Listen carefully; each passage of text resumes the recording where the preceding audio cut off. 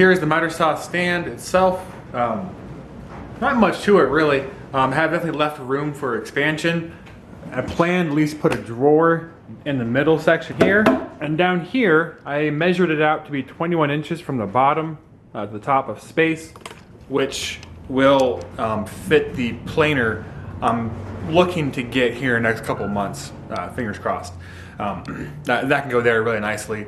And then I have to take up more space around the garage slash shop to fit the planer, because it's a big tool, if you will. So here, not too much else really to talk about. The wings themselves,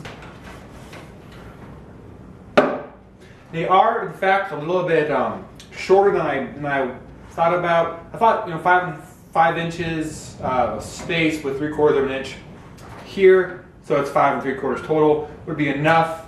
I think it probably will be for the most of the projects, but I have one of those projects that might just be too heavy or too big for this thing here.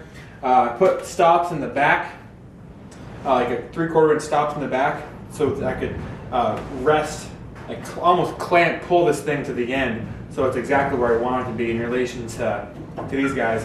I also want to make sure that I did it so these guys would be able to flow, that it would go over nicely. And also too, if I ever put a track system on either side, I want to make sure that this can come forward. I'm going to plan to put some different stops here, and nothing too fancy, so I can pull this forward to have it stop at a certain point where this would open freely without being stopped by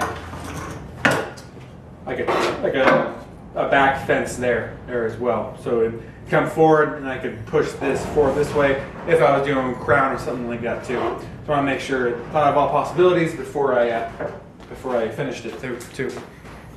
So yep, that's it. Not much else to talk about. Any questions, let me know. Thanks for watching, everybody.